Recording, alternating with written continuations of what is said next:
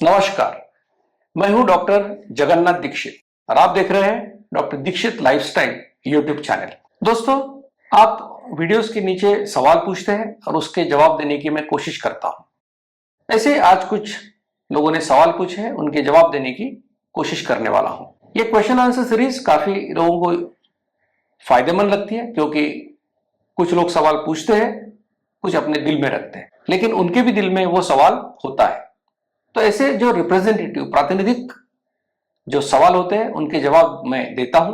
दोस्तों, ऐसी जानकारी आपके पास सबसे पहले पहुंचे, इसलिए विनती करूंगा कि doctor Dikshit lifestyle YouTube channel को आप जरूर लाइक कीजिए, शेयर कीजिए और सब्सक्राइब कीजिए। आज का जो सवाल है, ये दो लोगों ने ये सवाल पूछा है। एक है हमारे पुष्पेंद्र सोनी जी, जो पूछते हैं कि सर, जिनका वजन कम है लेकिन उनको शुगर कंट्रोल पे रखना है, तो वो क्या कर सकते हैं, इसके लिए कोई गाइडेंस दीजिए। उसी तरह से नरदे जी ने सवाल पूछा है कि उनका कद जो है वो 5 फीट 8 इंच, यानी लगभग उनकी हाइट जो है 170 सेंटीमीटर है और उनका वजन 57 किलो है। जैसा कि हम कहते हैं कि आपका जितनी हाइट है सेंटीमीटर में, उसमें से 100 माइनस करो और जितनी भी संख्या आती है वो आपका ज्यादा से ज्यादा वजन किलोग्राम में होना चाहिए। तो उस हिसाब से देखेंगे तो 170 माइनस 100 बचा 70, यानी नरदी जी का ज्यादा से ज्यादा वजन 70 किलो होना चाहिए। और उसमें से अगर 10% हम माइनस करते हैं, यानी 7 किलो, तो उनकी जो रेंज है वो 63 से लेके 70 तक है। और उनका आज का जो वजन है वो 57 किलो है, 57 केजी, यानी 63 से भी वो नीचे है। उनको डायबिटीज है। उनका कि मेरा ब्लड शुगर 200 के नीचे रहता है, तो मैं क्या करूं। तो मुझे लगता है कि पुष्पेंद्र जी और नरदे जी का सवाल लगभग एक जैसा है। उनको वो ये कह रहे हैं कि हमारा वजन कम है, तो क्या हम ये लाइफस्टाइल कर सकते हैं, क्योंकि मुझे मार्गदर्शन मांग रहे हैं, तो इसका मतलब उनको लाइफस्टाइल करने की इच्छा है।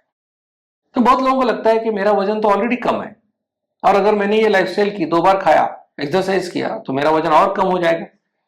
तो इसके लिए मैं क्या करूं।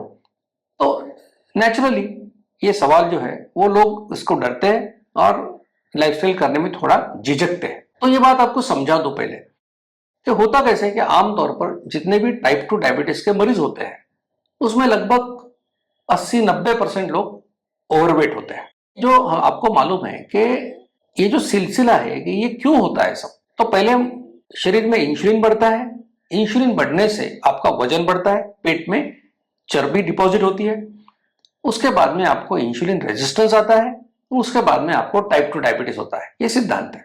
जो लोगों का वजन कम है फिर भी उनको डायबिटीज है। अब वजन डायबिटीज में कम होने के 2 कारण है। पहला कारण यह है कि अगर आपका डायबिटीज अनकंट्रोल्ड है, यानी कि आपका HbA1c 8, 9, 10, 11, 12 ऐसा कुछ है, ये शुगर आपकी बिल्कुल कंट्रोल में नहीं है, तो क्या होता है कि शरीर से जो ग्लूकोज निकल जाती है, तो उससे आपको वीकनेस भी आता है, इसके आपको वेट लॉस भी होता है। तो अनकंट्रोल डायबिटीज में वेट लॉस होता है। तो हो सकता है कि सोनी जी का और नरदी जी का अनकंट्रोल डायबिटीज की वजह से वेट लॉस हुआ होगा।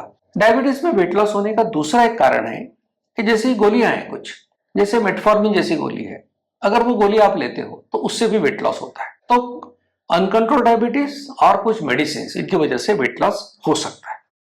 अब मैं आपको सलाह क्या दूंगा, पुष्पेंद्र जी और नरदी जी, आपको सलाह दूंगा कि पहले तो आप क्या करो। आपने ऐसे मोटे तौर पर कहा है कि हम डायबिटिक है, लेकिन मुझे पता नहीं कि आपका HbA1c कितना है, तो पहले वो HbA1c की टेस्ट आप करवा लो। दूसरी बात यह है कि मुझे ये भी मालूम नहीं है कि आप इंसुलिन ले रहे हो या नहीं ले रहे हो, कितने सालों से आपको डायबिटीज है, तो आपको और कोई टेस्ट करना पड़ेगा। तो अगर आप इंसुलिन नहीं ले रहे हो तो आपको फास्टिंग इंसुलिन ये टेस्ट करना है। अगर आप इंसुलिन के इंजेक्शन ले रहे हो तो आपको फास्टिंग सीरम सी पेप्टाइड नाम की टेस्ट आपको करना है। अब ये तो हो गई जो टेस्ट बहुत ही जरूरी है। अगर आपका क्रॉनिक डायबिटीज है, लेकिन 15-20 साल से आपको डायबिटीज है, तो हम आपको और भी कोई टेस्ट करने के लिए कहते हैं।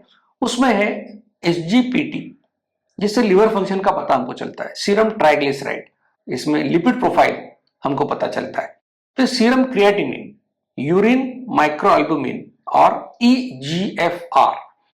अब इन तीनों टेस्ट से हमको पता चलता है कि आपके किडनी के ऊपर कोई असर हुआ है या नहीं हुआ है। उसके साथ और एक भी टेस्ट है, वो है आपके आंखों की जांच, जिसको बोलते हैं फंडोस्कोपी।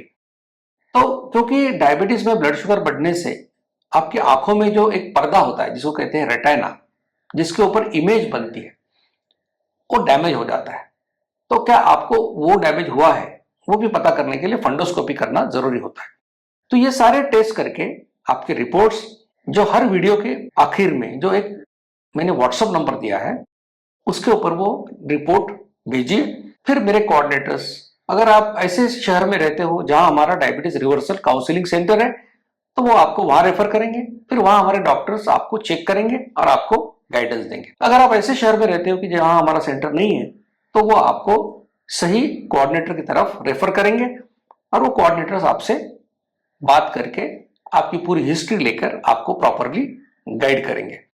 एक बार फिर से कह दूं कि ये कैंपेन पूरी तरह से फ्री है, इसमें कोई किसी से 1 रुपया भी नहीं लेता।